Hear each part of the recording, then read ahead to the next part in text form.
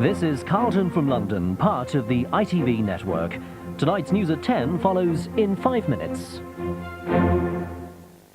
There now follows a party political broadcast by the Conservative Party. William Hague is changing the Conservative Party. We did lose the last election, and there were reasons for it. And I think people thought that we'd lost touch with some parts of the country, that we'd lost faith with some of the people we'd always claimed to represent. People thought, rightly or wrongly, that we didn't listen to people in the country anymore. And so we have had to set about changing things in the Conservative Party. When I said, as soon as I was elected the leader, that we wouldn't take any foreign donations to the party anymore, that we would declare all the sources of our funding, that we'd be open about things like that, it was immediately and widely accepted across the party. And when I said we were going to be a democratic party and all the members were going to have a voice and a vote in future, well, that was a novelty in some ways. The Conservative Party and many other political parties haven't been like that in the past.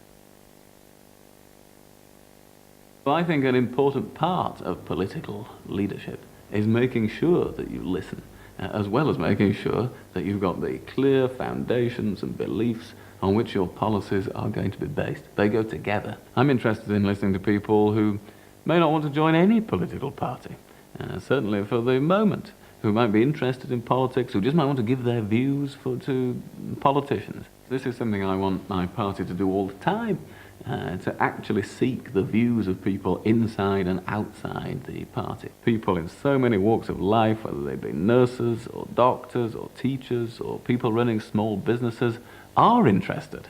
It's a new way to engage people in politics, and I think that's very important. It's part of facing up to the problems that we've had in the past, that people saw the Conservative Party as divided on this issue. We've got to put that right, and it's part of dealing with that. It's part also of being a democratic party. If we're democratic, then the members of the party have got to have their say about such an important issue. Now, the Conservative Party has got to approach the European issue with certainty and clarity. The public are sick and tired of seeing politicians, personalities arguing about being in favour of this and being against that. We do want to be in Europe, but not taken over by Europe, not run by Europe. So a new generation, my generation, are going to think about it in a different way. And yes, we do have to look to older generations, previous generations, to say, yes, the world has changed, and this new generation has to tackle it in their own way with some new ideas. Of course, when you set out on a new task, on a challenging task, there are lots of people who are skeptical about it. There are lots of armchair commentators who say that it can't be done. It's the same for anybody who is trying to improve the fortunes of a business. It's the same for anybody who takes on a difficult new job. And you have to go through a phase where people say, there's no way these people can improve matters. Now we're at the stage where, because we've gained seats in council by-elections and because the Conservatives in Parliament more often than not are winning the argument against the government, people start to say, well, okay, you can improve things, you can improve the fortunes of the Conservative Party, but of course you'll never be able to do it quickly enough.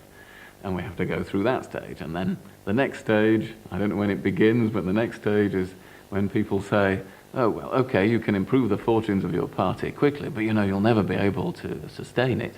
And then you have to go through that stage, and it's only after that that people finally say, we always knew the Conservative Party was going to recover. We always knew the Conservative Party was going to be back in government.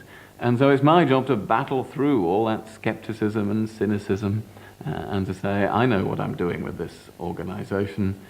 These are the changes we're going to make. These are the things we're going to stand for. We're just going to get on and do it.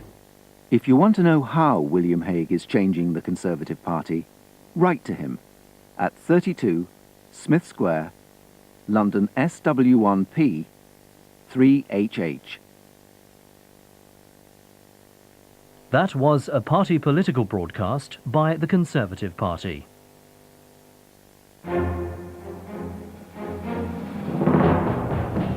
We have news from here in the Carlton region in 30 minutes, and that follows ITN.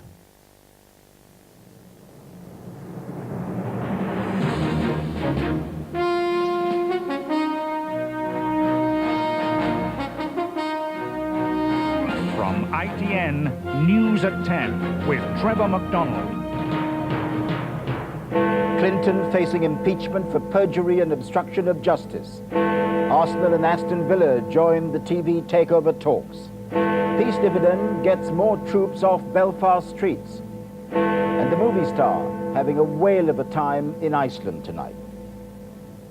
Good evening. President Clinton went into a cabinet meeting in the White House a few minutes ago as more damaging details leaked out today of the charges against him in the Starr report. Those charges are now said to include perjury as recently as last month, obstruction of justice and abuse of the office of the president. Large parts of the report are expected to be released officially tomorrow on the internet. With impeachment staring him in the face, Mr. Clinton is battling to save his presidency, and at every stop now is pleading for forgiveness. Our Washington correspondent